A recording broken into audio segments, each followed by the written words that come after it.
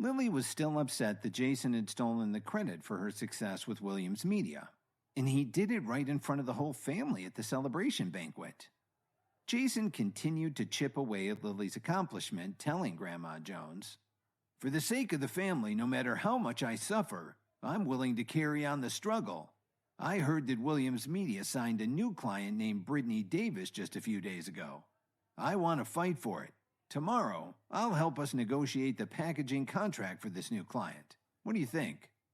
Since the Jones family had already established a basic partnership with Williams Media, the packaging deal for a new client would definitely be very easy to negotiate. Jason knew that now he had a real opportunity. As long as he got Brittany's packaging deal, his grandmother would definitely give him all the credit for the family's success. Grandma Jones was very satisfied to see him working so hard. "JJ, you are indeed the most responsible one here. You're an asset to our family and to our company. I'll leave it all up to you. You're going to do a great job."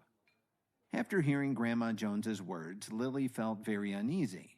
She and Dorothy looked at each other, and her mother could only lightly pat her hand under the table. Why the heck did Grandma Jones like Jason so much?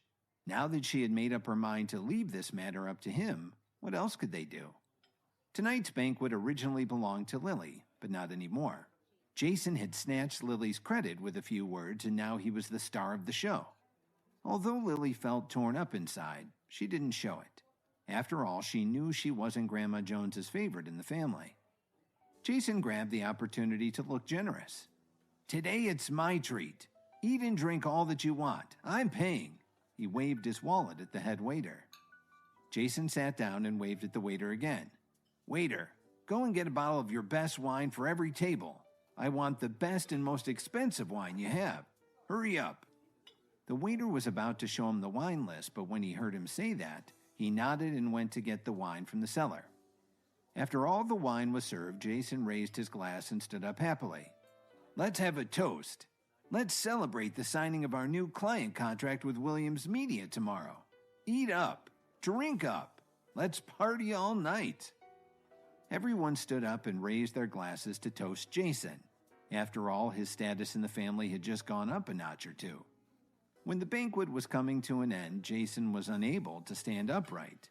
His eyes were blurry as he called for the waiter to come over. He then pulled the card from his wallet and said, "Use my card to pay the bill." "That's a Lux Bank Sapphire card." Someone recognized Jason's credit card and immediately cried out in surprise. Those who were close to him couldn't help but widen their eyes when they saw the ultra-high-end card in his hand. The Lux Bank card wasn't something that just anyone could get. The most basic card, the silver card, had a limit of $25,000. A gold card went up to $50,000, and the sapphire card that Jason took out had a limit of $100,000. Jason's personal wealth was about $6 million, but that didn't reflect how much cash he had on hand. So it took Jason nearly 3 years to save up enough to get this exclusive card. He'd only had it for 2 days. Jason looked over at Phoebe, who was seated next to him, and he couldn't help but feel a sense of pride. This was such a good opportunity to show off in front of Miss Anderson. Naturally, he couldn't resist. When Phoebe saw Jason's Lux Bank Sapphire card, she couldn't help but look at him differently. Although she was a rising star in the Anderson family, she only had around $2 million in the bank. That's why she had the Lux Bank Gold card, which was 1 grade lower than Jason's. Although she had previously said that she could double the price to buy her own Dream Lover necklace, she was secretly going to ask her father to pay for it. Feeling Phoebe's gaze on him, Jason felt even more excited. He sat up straight. "You can do whatever you want. I'll pay for everyone here tonight. However, that table isn't included." The table he pointed at was the one where Kevin was sitting. Because Kevin hadn't been fully accepted by the Jones family, very few people were willing to sit at the same table as him. The people who did choose to sit with him weren't as wealthy or popular as the rest of the guests. Jason simply didn't care if he offended them. He continued to push Kevin's buttons. "Kevin, do you have any money? Don't tell me you can't even afford to pay and you still need to beg money from your wife." Jason stood up unsteadily, staggering to Kevin's side and patted him on the shoulder. Kevin smiled and didn't say anything. Jason pulled his hand away with a look of contempt in his eyes and turned to look at Phoebe. "Miss Anderson, you like the dream lover, don't you? I have a lot of friends and connections. Don't worry, I will definitely help you buy it." Phoebe nodded her head slightly in response to the spectacle. There was still no smile on her stoic yet elegant face. "Thank you for the kind offer, Mr. Jones," she replied. Jason was about to say something else, but at that moment, the waiter who had taken his Sapphire card to pay the bill walked quickly over to him. "Mr. Jones, I'm very sorry. The limit on this card isn't high enough to pay for tonight's bill." "Are you kidding me? This card has a $100,000 limit, and you're telling me it's not enough for tonight's meal?" Jason looked at the waiter in disbelief. He reached out to grab the man's collar, but he was stopped by the people around him at his table. After all, this was the Witzler Hotel. Jason was a little drunk, but most of the people were still very sober. This was not the time or place to cause trouble. The waiter took a step back and looked at Jason with an odd mix of horror and surprise in his eyes. "I'm sorry, but I forgot to tell you. Mr. Jones, you've spent over $110,000 tonight." That sobered Jason up right away. $110,000? What were they eating? Gold? "You're a thief. Get your manager here right now." Kevin watched the whole scene without saying a word, and finally he couldn't help laughing. Jason was really a dope. He pretended to be an uber-rich person all day. Then he made a mess of the whole evening. It started when he asked the waiter to serve him a bottle of the hotel's best wine for each table. Others may not have seen it coming, but Kevin knew right away it would be a problem. The hotel served them one of the top wines in the world, a Grand Cru from Burgundy in France. The retail price of this wine was as high as $5,000 per bottle. Not a wise decision on Jason's part. Seeing him reacting like this, the waiter was in no good mood to argue with him. He turned around and called the hotel manager over. When the hotel manager arrived at his table, Jason stepped up to him angrily and asked loudly, "This is how you do business? You're nothing but a thief. I'm going to file a complaint with the State Liquor Control Commission. I have friends downtown." The hotel manager smiled and said calmly, "Mr. Jones, you said that I should serve you our best wine. That's what I did. Because you needed 20 bottles for the entire room, we gave you our best price. You actually saved almost $18,000.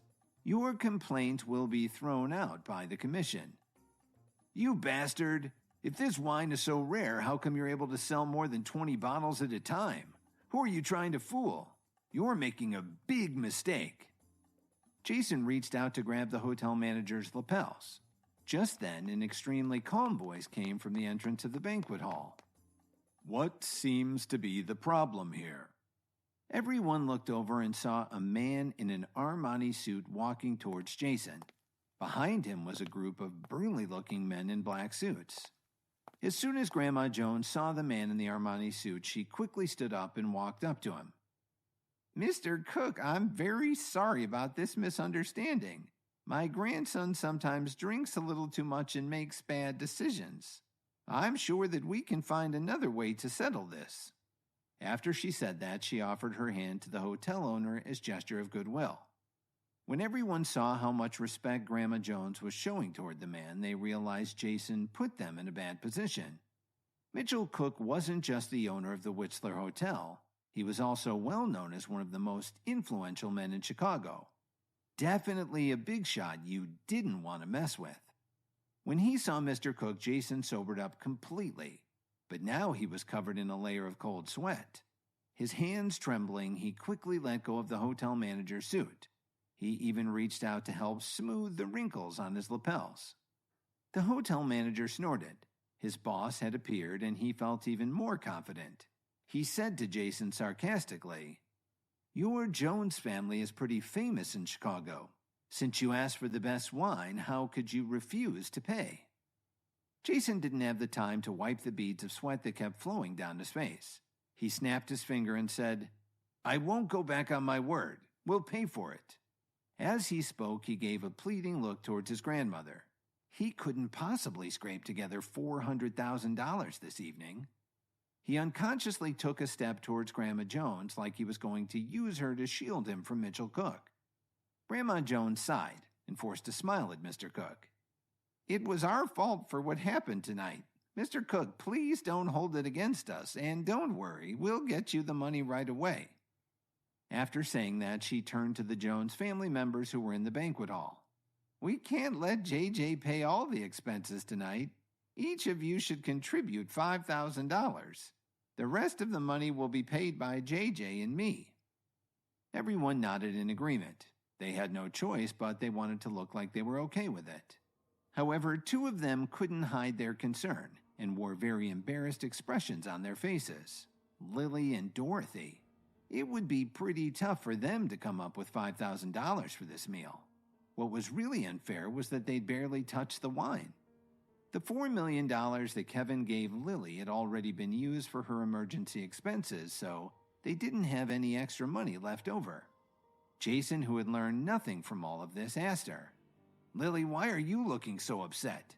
Don't tell me you can't even come up with $5,000. Don't you want to pitch in?" Lily saw that everyone was looking at her because of Jason's insulting remarks. She tried to control her breathing and calm down. "We have $5,000, Kevin suddenly interrupted Lily.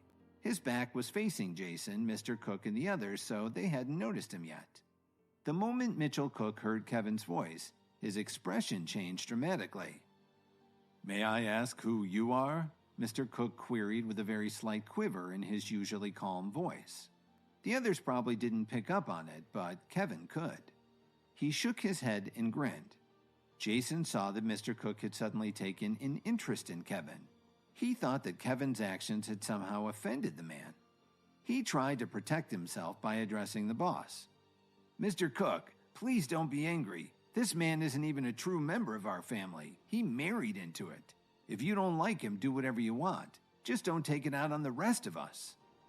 "Get lost." Mr. Cook glared at Jason as he gestured for him to get out of the way. Kevin stood up, turned around, and looked calmly at Mr. Cook. An expression of pure joy and excitement instantly appeared on the man's face.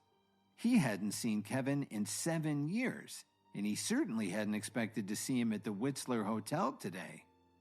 "Long time no see," Kevin said as he greeted his old friend with a smile. His expression was relaxed and natural. He completely ignored the stunned members of the Jones family. Mr. Cook quickly walked over and gave Kevin a warm hug. He looked absolutely thrilled to see him. "It's really you. I can't believe it. How are you doing, boss?"